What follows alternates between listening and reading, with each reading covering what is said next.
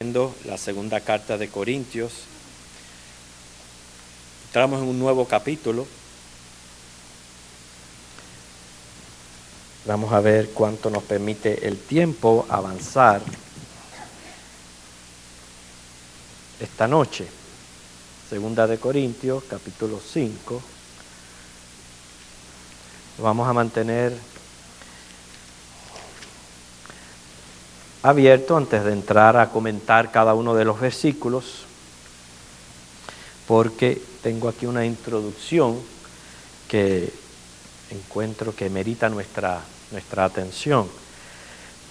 Sabemos que el capítulo 4, Pablo trató sobre todo el contraste entre los sufrimientos por la causa de Cristo, comparando el gran peso de gloria que nos espera en los cielos. Él procede a elaborar un poco más acerca de este peso de gloria, hablando del tema de la muerte, pero dándole un tono de una tremenda seguridad.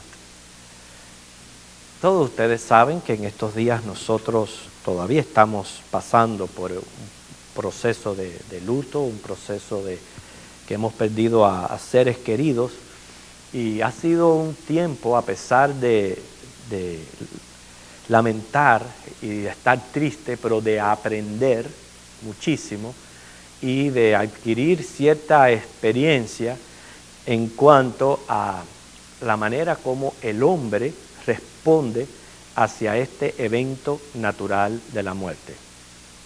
Hemos recibido muchísimas postales, muchísimas condolencias, y en esos mensajes las personas reflejan sus convicciones bíblicas, y obviamente muchas eran correctas, pero en otras encontramos varias cosas totalmente absurdas, totalmente contra lo que dice la palabra de Dios.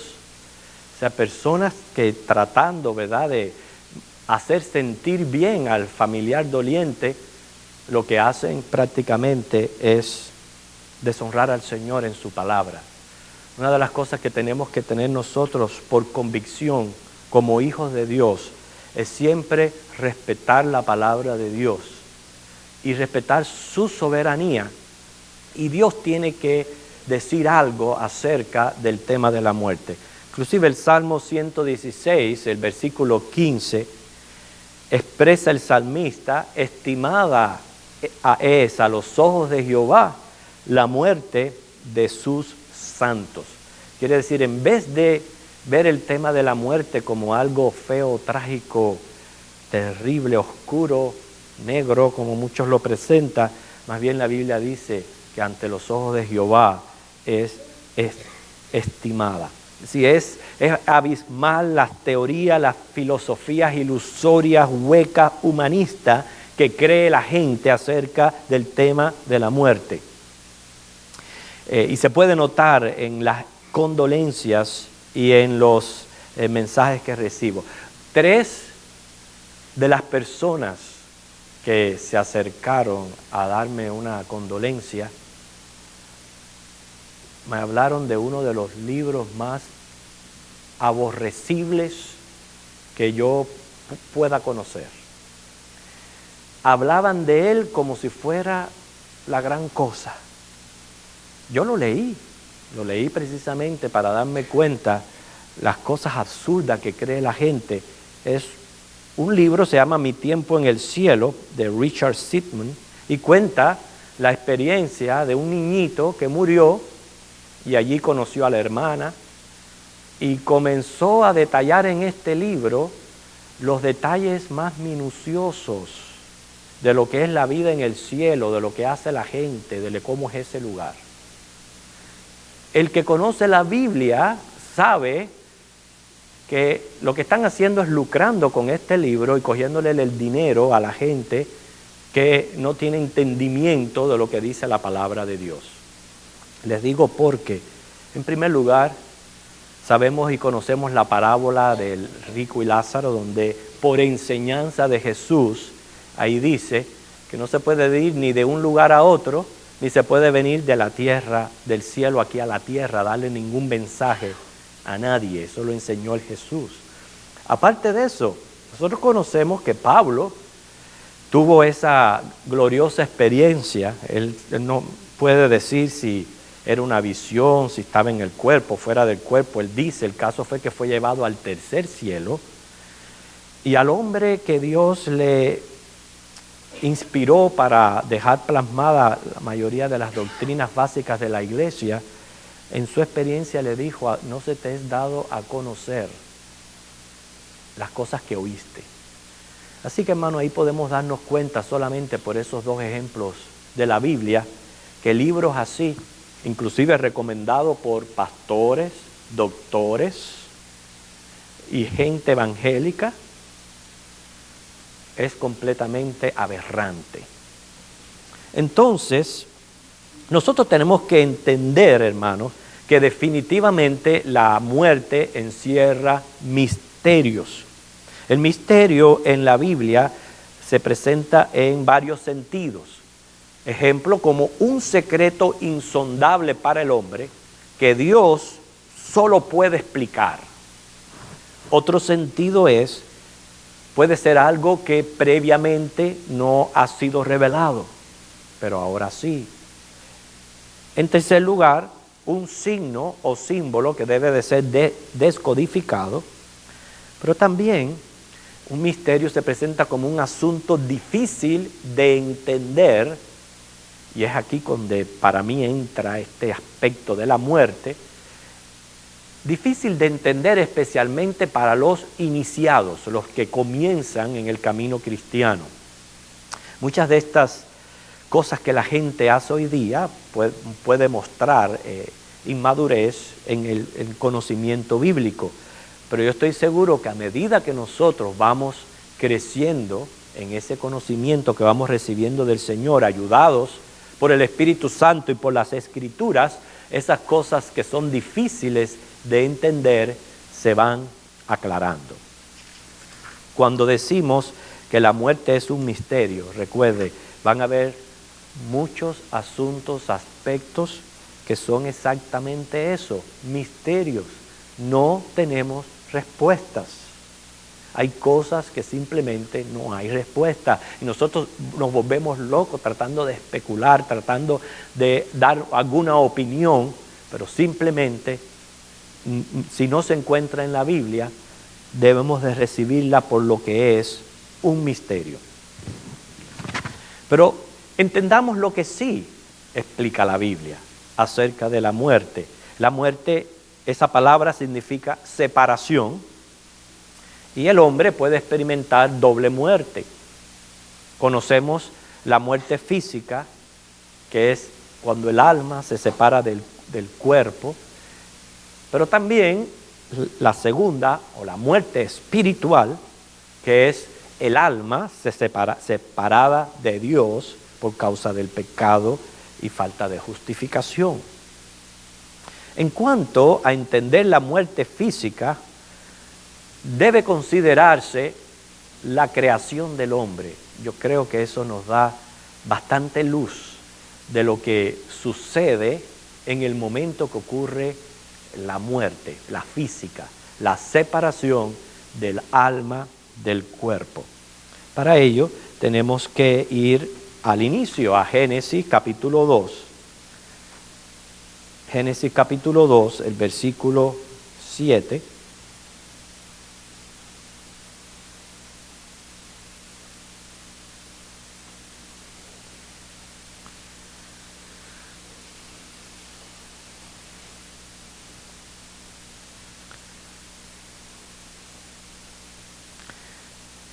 Y aquí se muestra un orden respectivo cuando Dios nos creó a nosotros los hombres.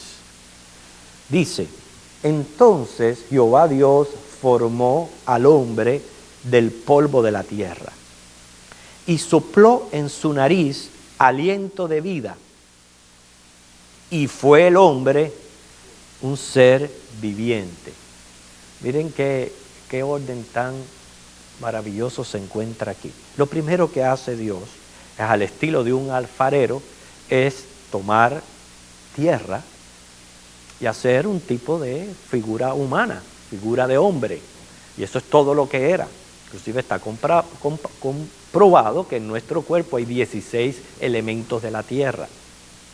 Y ahí estaba esa figura, no era una simple figura. Lo segundo que hace el Señor es soplar en su nariz aliento de vida, es lo que dice ahí, ¿verdad? En su nariz aliento de vida, esa es la parte espiritual, personal, lo que nosotros le llamamos alma, es la encargada del intelecto, de la emoción, de la voluntad. Es esa parte espiritual que cuando Dios entra en ese cuerpo, es entonces, al final del versículo, que dice, y fue el hombre un ser viviente. Hasta que Dios no sopló esa alma, no vino a ser un ser viviente. Quiere decir, eso es exactamente lo que ocurre en la muerte. La muerte es cuando Dios le da orden soberana, todopoderosa, en su voluntad, a esa alma, a esa parte espiritual, abandonar el cuerpo físico. Inmediatamente que el alma abandona ese cuerpo físico, ya ese cuerpo viene a ser como al principio cuando Dios creó la tierra, lo creó de la tierra y estaba inanimado, así mismo vuelve a ser el hombre. Por eso es que nosotros podemos tener toda confianza y entender por qué, especialmente la muerte de los santos, dice el salmista, es estimada a los ojos de Jehová, porque es prácticamente sacarnos de este cuerpo físico y llevarnos a un lugar que está mencionando 2 de Corintios 5, que vamos a entrar a estudiar en breve. O sea que el alma, hermanos, está estrechamente relacionada al cuerpo y Dios es su dueño. Al saturar un cuerpo terrenal, obviamente se sujeta a condiciones terrenales. Sin embargo, es la portadora de la vida. O sea, la vida es la saturación del cuerpo con el alma. Cuando la misma desaparece, ya ese cuerpo se vuelve un montón de partículas materiales en estado de necrosis o rápida descomposición. Ese es un concepto contrario al que presenta el materialista o el evolucionista cuando afirma, miren lo hueca y lo vacía y lo carente de sentido que es esta teoría, cuando ellos afirman que el alma, que es la encargada de los actos sensitivos, actos intelectuales y volitivos, es simplemente el efecto de la química o del cerebro. Es así como ellos lo ven, así como ven la vida. Por eso, muere el cerebro, se acabó todo. Pero qué contraria es la teoría creacionista, donde sabemos que el alma es esa parte personal que simplemente habita en este cuerpo, y no es que sea función del cerebro, sino que más bien el cerebro viene a ser el instrumento del alma para ella funcionar apropiadamente. O sea, las dos partes son muy importantes, tanto cuerpo como alma. Así nos creó Dios, hermanos, y hay que considerarlas de esa manera. Por eso aquí vamos ahora ya a nuestro versículo, 2 de Corintios, capítulo 5, viendo ese primer versículo.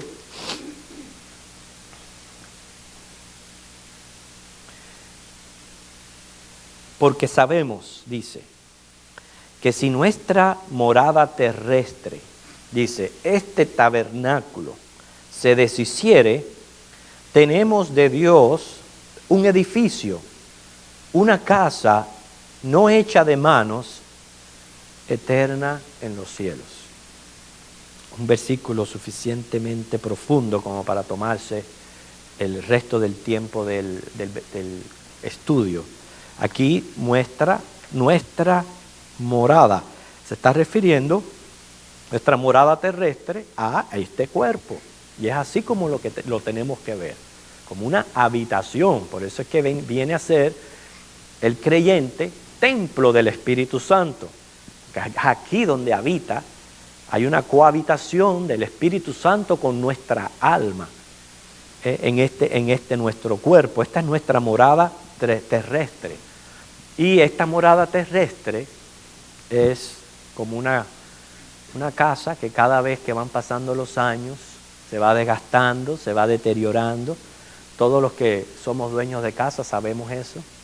Al poquito tiempo y hay que estar arreglando la plomería, hay que estar arreglando el techo, que si el aire acondicionado, y siempre se presenta algo que arreglar, porque, ¿verdad? Porque todo ese es el proceso que entra a una casa. Así mismo es nuestro cuerpo, se va desgastando, enfermando, envejeciendo, hasta que por último viene la muerte. Nos enfermamos por 5 razones básicas. Número 1, nos enfermamos porque la paga del pecado es la muerte. Simplemente la sentencia que tenemos por ser pecadores naturales. La paga del pecado es muerte. Y la muerte la puede llevar una enfermedad, puede ser súbita, pero es una de las razones por la cual nos enfermamos. Nosotros, oramos por nuestras enfermedades, hermano, pero va a haber una que Dios no va a responder. Dios no va a sanar.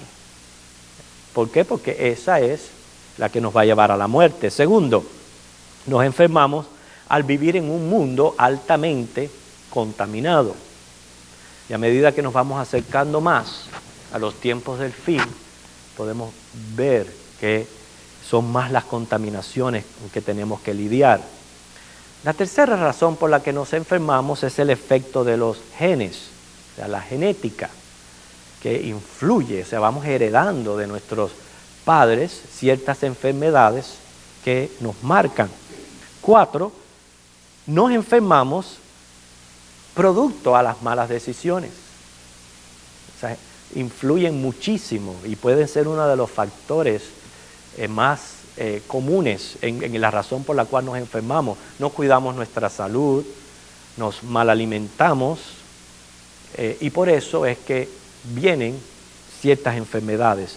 Y en quinto lugar, es bíblico y no lo podemos descartar, muchas enfermedades son actos disciplinarios. Así que ahí tenemos 5 razones básicas por la cual esta casa terrestre se enferma, envejece, se desgasta. Pero vamos a comenzar un poquito a hablar de ese peso de gloria que mencionó Pablo en el capítulo 4 de 2 de Corintios. Parte del plan de salvación, y en este caso pudiéramos inclusive utilizar una palabra muy moderna cuando viene alguien y nos presenta cierto negocio y dice, les traigo un paquete. Un paquete incluye muchas cosas, ¿verdad? Parte del paquete de la salvación es recibir de Dios un nuevo cuerpo, incorruptible, o sea, diferente totalmente a este que experimentamos. De naturaleza física, lo sabemos así porque así Cristo resucitó, pero también de naturaleza espiritual, o sea, totalmente santa. O sea, va a quedar eliminado para siempre, achaques, anomalías, enfermedades, según Apocalipsis 21:4, hasta la misma muerte. Por eso aquí Pablo asegura, si esta casa terrenal se deshiciere, tenemos un edificio en los cielos. Eso es lo que él está presentando acá. Sabemos que un edificio comparado a una casa, pues es muchísimo mejor, mayor capacidad. O sea, no se puede comparar una casa a un edificio. Sabemos cómo este cuerpo se compara a una tienda o tabernáculo, indicando aquí que es frágil, que es un domicilio provisional, transitorio, en contraste con el edificio que tenemos reservado para nosotros, para esta alma, para esta parte espiritual, que es estable y permanente. O sea, la convicción de Pablo es que una existencia de bienaventuranza nos estaba esperando inmediatamente después de la muerte. Ahora, ¿cuál es la condición de un alma redimida cuando deja su cuerpo? Es aquí donde entramos en ciertos misterios, que es cuando la gente que no tiene conocimiento comienza a decir cosas que son antibíblicas y no nos podemos dejar dominar por nuestro pensamiento o por como yo quiera ver las cosas o como me haga sentirme mejor a mí cuando no hay un apoyo bíblico. Ejemplo, hay personas que creen que hay conexión entre el cielo y la tierra. O sea, que las personas que se van siguen pendientes de las personas aquí en la tierra. Yo lo escuché en una iglesia bautista, en una boda. El novio había perdido a su padre. El pastor, en esa ceremonia, parte de las palabras que él le dijo al novio es que el padre estaba allí con él, viendo la ceremonia y festejando con él. Esas son cosas que no son correctas, no son bíblicas. Escuche, cuando usted se va de este mundo, corta definitivamente toda relación con esta tierra. Pero completo, las primeras cosas para esa persona pasaron ya. Ni va a haber memoria de estas cosas.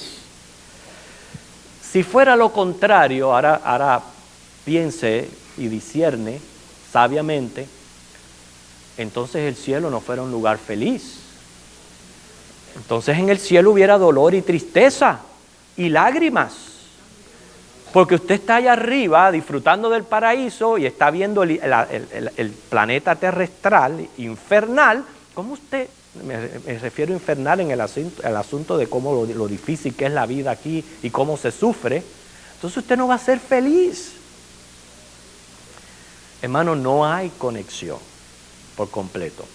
Otra de las cosas que escucho es que la persona está presente con usted. No, en ningún momento. La Biblia dice que está establecido que el hombre muera una sola vez y después va a juicio. Lo que sucede entre esa vez que muere y el juicio, todo depende de la fe en Cristo y del lugar donde usted se encuentra esperando el juicio. Pero hermano, ya esa persona no está con usted. Si usted siente presencia o cosas, puede ser producto de su mente o, no se puede descartar del todo, espíritus malignos que quieren mantener a las personas bajo el espiritismo, o sea, la relación y la conexión con la muerte. Y esas no son cosas bíblicas. Otra de las cosas que se escucha es que vienen a ser ángeles protectores. No, señor. Ángeles son ángeles. Personas son personas. Y las personas van a seguir siendo seres humanos por el resto de la eternidad. No se convierten en ángeles. Los niños que tristemente para el ser que los pierde, pero glorioso para ellos, no se convierten en ángeles. Siguen siendo seres humanos. Inclusive esto es hasta para los abortivos. Hay personas que se torturan y se lamentan pensando que han perdido a un niño porque desgraciadamente tuvieron que abortarlo. Pero quiero decirle, esa fue una persona que se formó desde el mismo vientre. Ese cuerpecito Dios le dio ese aliento de vida y esa fue una persona formada, una persona que tuvo la bienaventuranza de no pasar por este mundo malo, pero sí es un ser humano y sí existe y sí está en el cielo. O sea, no se perdió ese ser querido o ese pequeño. Todas estas cosas tenemos, hermanos, que tenerlas pendientes cuando hablamos acerca de este tema. Pero bueno, ¿cuál es la condición de un alma redimida cuando deja su cuerpo? Es un misterio curioso e interesante. Sobre esta pregunta no tenemos todas las respuestas. Encierra misterios. Pero una de las cosas que tenemos que ver aquí es quizás interpretar acerca de ese edificio. Dice, esa casa no hecha de manos, eterna en los cielos. ¿A qué se está refiriendo? Ya identificamos la primera parte, que la morada terrestre es este cuerpo. En este cuerpo habita mi persona. Esa persona es eterna. Lo que ocurre con la muerte no es que la persona deja de ser, sino sale por orden divino, por voluntad soberana, sale del cuerpo y va a su lugar. No tenemos por qué decir ni a un lugar ni a otro. Va a su lugar, al que Dios le tiene. Y ahí espera juicio. Pero hay varias interpretaciones, podemos por lo menos mencionar 3 de ellas y ver quizás un poquito cuál es la más certera. Dice, la casa no hecha de manos se refiere al cielo mismo. Esa es una manera de interpretar. Se refiere al cielo, por eso lo presenta como un edificio. O sea, inmediatamente que el alma deja el cuerpo, va al cielo. Ahí habita. ¿Okay? Después vamos a explicar un poquito más acerca de esa. Segundo, la casa es el cuerpo resucitado. Si pensamos entonces que la casa es el cuerpo resucitado, nos deja sin respuesta a lo que le ocurre al alma en el estado intermedio, me refiero, qué sucede en el momento que la persona muere hasta el rapto. ¿Qué sucede? Si la casa es el cuerpo resucitado, ¿qué pasó con esa alma? Esa es otra interpretación. La tercera, que de antemano digo no tiene base bíblica ninguna, dice, la casa es una morada en la que el cuerpo entra en el momento de la muerte, un cuerpo temporal preparado y adaptado a la situación en ese estado intermedio entre la muerte y la resurrección. No hay un pasaje bíblico que apoye esta interpretación. O sea, no hay un pasaje bíblico que diga que el día que una persona sale de este cuerpo, Dios le tiene otro cuerpo preparado, ahí entra, hasta que entonces después vuelva a ser cambiado para el otro cuerpo glorificado. Nada de eso tiene ningún apoyo bíblico.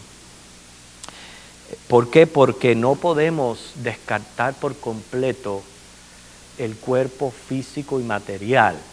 ¿Por qué? Porque para eso se habla de resurrección.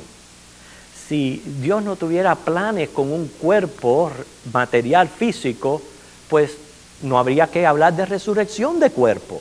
La persona deja este cuerpo, recibe ese que Dios tiene preparado y ya se queda en ese estado para siempre. Pero entonces, ¿por qué la Biblia habla de resurrección? La resurrección de los justos y también la resurrección de los injustos. No hay una correlación entre alma y cuerpo que es importante. Inclusive para ello hay un comentario de Holzhausen que dice, de la misma manera que sin cuerpo no hay alma, o sea, sin cuerpo no hay alma, así sin organización corpórea no puede haber salvación. O sea, el propósito de la obra de Dios es una organización corpórea como condición necesaria para la personalidad.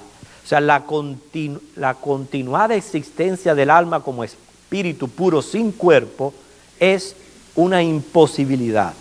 Para que exista una autoconciencia en un ser creado, necesariamente debe de existir la limitación de una organización corporal. Yo estoy de acuerdo en este comentario en el sentido, no podemos concebir el alma como si fuera una desintegración o un humo, vamos así para decirlo, para entender un poquito. O sea, hay una correlación con un cuerpo físico que esa alma necesita para poder manifestarse inclusive en su mente, en sus emociones, en su voluntad, necesita un cuerpo y por eso va a haber resurrección.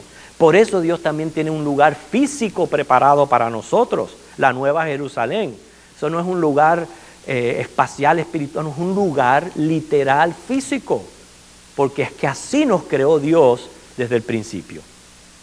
Aún desde la creación, en la mente de Dios era ser seres humanos en materia. O sea, los ángeles deben tener cuerpo, las almas deben tener un cuerpo y a su vez, que ese es el misterio, no se puede negar su existencia entre muerte y resurrección. Ese es el misterio. Inclusive podemos añadir mucho más a este misterio. Sabemos que Enoc, Elías fueron traspuestos al cielo en cuerpos. Misterio. ¿Cómo podemos reconciliar todo esto? Es difícil. Mi inclinación es que este edificio del que aquí habla Pablo se refiere a una morada en el cielo, o sea, el cielo mismo. El cielo es frecuentemente comparado a una casa que hay muchas moradas según las Escrituras, en Juan 14:2, Hebreos 11:10 al 14, Apocalipsis 21:10. Por eso el pasaje compara el cuerpo a una casa en que el alma vive actualmente y el cielo es el edificio, esa casa no hecha de manos, que es por eso que también da la idea de que el cuerpo fue hecho por las manos de Dios, pero el cielo es un lugar en que el alma entra cuando sale del cuerpo. O sea, sí hay que entender que es un alma limitada a su figura, en el omnímodo poder de Dios. O sea, es una persona, pero que entra a un descanso en el cielo esperando por su cuerpo de resurrección. Cuando recibe su cuerpo de resurrección, entonces es que activa. Sí, hermana. Sí. En cuerpos. Ahora, lo que pasó con ellos cuando ellos se fueron es un misterio, la Biblia no lo menciona. No podemos decir que permanecieron en sus cuerpos, porque acuérdense, siempre tienen que ver el cuerpo como un vestido, no es la persona. Es muy probable que según como Dios hace las cosas, que esas almas hayan salido de esos cuerpos y estén, lo único que ellos no experimentaron el proceso de la muerte. O sea, ese proceso que quizás pueda ser doloroso en parte, ellos no lo experimentaron. Pero no podemos tampoco decir que ellos han permanecido en esos cuerpos para siempre. No lo dice la Biblia y simplemente es un misterio. Ahora, ese estado del alma que en descanso espera por su cuerpo, algunos dicen que están activos, conscientes, otros inconscientes. ¿Qué es lo que yo digo al respecto? Lo que la Biblia dice. Duermen. Inclusive 1 Tesalonicenses 4, del 13 al 18, lo repite 3 veces. Los que duermen, los que duermen, los que duermen.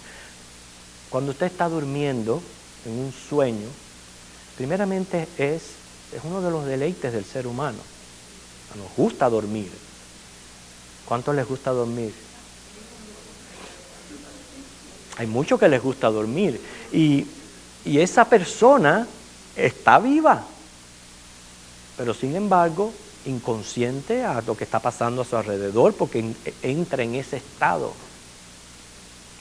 Esa es la idea de lo que presenta la Biblia con esa alma, según la figura que Dios en su sabiduría y poder le da a cada cual, pero esperando su cuerpo. Cuando entonces sea incorporado, es que comienza la vida, la actividad, la acción, todo lo que vayamos a estar haciendo en el cielo, en el paraíso, comienza ahí en el rapto. O sea, no podemos pensar que haya una actividad previa a lo que es la resurrección y al rapto por la manera en que Dios simplemente nos creó. Termino. En cuanto a nuestra morada, o sea, ahora moramos ¿dónde? En este cuerpo físico. Es un cuerpo frágil, pero es provisional. Aunque la muerte sea trágica, debemos recordar las palabras del salmista, Salmo 23, aunque ande en valle de sombra de muerte, no temeré mal alguno, porque tú estarás conmigo. En ese momento que todos tenemos que pasar, tarde o temprano, no tenemos por qué tener temor. Porque una de las cosas, dos cosas que hemos aprendido, Dios está con nosotros en ese momento. Y segundo, para Él es estimada lo que está ocurriendo. Y acuérdense, la muerte es el abandono del alma del cuerpo. Inmediatamente, que eso es a la velocidad de un pestañear, porque así vamos a ser nosotros arrebatados. A la velocidad de lo que usted pestañea, esa alma abandona el cuerpo. Quiere decir, realmente el sufrimiento físico es prácticamente casi indecible. Es indecible. Ahora, mientras que usted esté vivo, el cuerpo, si usted sufre de enfermedad, de dolor, heridas, si está sufriéndolo. Pero en el momento que esa alma se va de este cuerpo, perdió sus actos sensoriales, perdió sus actos emotivos, perdió sus actos volitivos. O sea, el cuerpo viene a ser prácticamente partículas de tierra que simplemente inanimados sin sentir. Entonces, abandonamos el cuerpo y vamos a morar al paraíso, al cielo. El Señor se lo dijo al que moría en la cruz: hoy estarás conmigo en el paraíso. Ese es el edificio al que Pablo se está refiriendo aquí, en comparación a una casa. O sea, es un resguardo donde ahí vamos a estar durmiendo, descansando, esperando el momento del rapto para ser incorporados a un cuerpo. Y en cuerpo, y ese cuerpo que recibimos es el glorificado, es el que va a tener completamente diferente naturaleza, diferentes apetitos.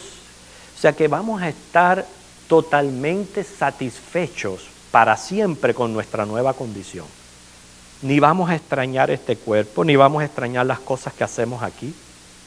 El problema de nuestro es cuando la mente entra en una lucha en tratar de concebir ese cuerpo por lo que estamos experimentando aquí en la tierra. No es así, no podemos imaginarlo. Lo que sí sabemos que va a ser glorioso. El Señor les bendiga, hermanos.